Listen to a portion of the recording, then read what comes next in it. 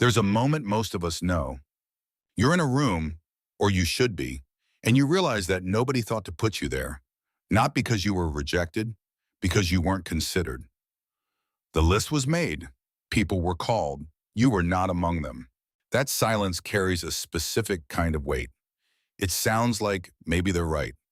In a small town called Bethlehem, a man named Jesse had 8 sons. He was a respected man. His family was known. And when the prophet Samuel arrived at his door with instructions to anoint the next king of Israel, Jesse did what any father would do. He gathered his sons. 7 of them stood in a line. The 8th was outside with the sheep. Jesse didn't send for him. It wasn't an oversight born of cruelty. It was something quieter than that, a simple, unconscious subtraction.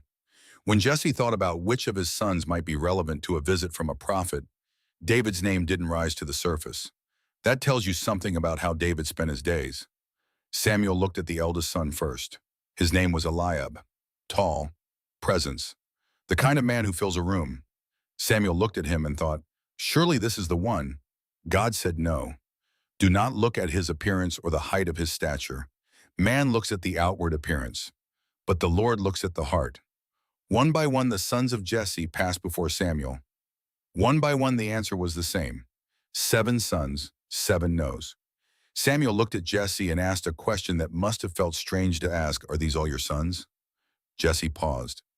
There is still the youngest. He is tending the sheep. They sent for him. The text says David arrived with a healthy appearance, ruddy, bright-eyed, but the detail the story cares about is not what he looked like. It is where he had been, outside, alone, working, not waiting to be discovered, not performing for an audience that hadn't arrived yet, simply doing the work in front of him, in the field, in the dark, in the ordinary rhythm of an uncelebrated life. This is worth sitting with, because before David was anointed, before the giant fell, before the crown was placed on his head, there were years of obscurity that nobody writes songs about, years of learning the hillside in every season, years of protecting the sheep when no one was watching, years of singing into the dark with nothing but stars for an audience. Nobody was grading those years. Nobody was keeping score. But something was being formed. David arrived from the field, and God said to Samuel, rise and anoint him. This is the one, not the impressive one, not the obvious one, not the one whose height filled the doorway, the one who wasn't in the room, the one nobody thought to invite. We tend to read this story as inspiration, and it is, but before it is inspiring, it is honest about how human systems work and where they fail. Jesse wasn't a bad father. Samuel wasn't a poor judge of character. They were both operating by the same criteria that almost all of us use, almost all of the time. We select for what we can see. Confidence reads as capability. Presentation signals readiness. Track record becomes the only evidence we accept.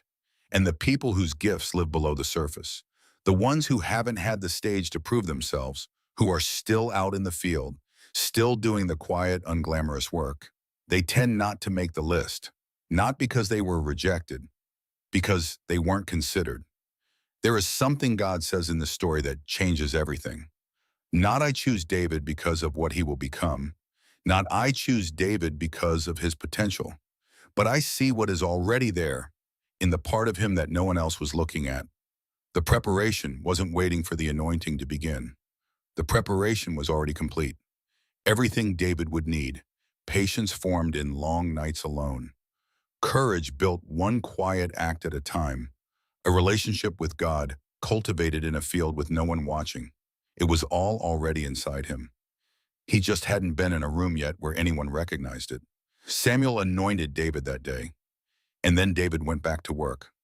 There was no immediate throne, no announcement, no change in how his brothers treated him. The anointing was real, but the story was still unfolding, and there would be years more of obscurity, years more of waiting, years more of doing the thing in front of him before the thing he was anointed for arrived. That is not a footnote in David's story. That is the story. I want to ask you something directly. When you feel unqualified, what do you believe that feeling means? Most of us treat it as evidence, as a verdict delivered by the gap between who we are and who we think we'd need to be. We count the absences. the credentials we don't have, the experiences we skipped, the rooms we were never invited into. And we build a case. They didn't choose me. They didn't think of me. They must have seen something accurately. But here is what the story of David actually says. The one who chooses on the deepest criteria, who looks not at the surface but at the interior, was not confused about David when David was in the field. He was not waiting for Jesse to notice. He was not dependent on Samuel choosing correctly. He already knew. He had already seen. He had already chosen. The anointing didn't create what was in David. It revealed what was already there. You may be in a field right now. You may be doing work that no one is watching.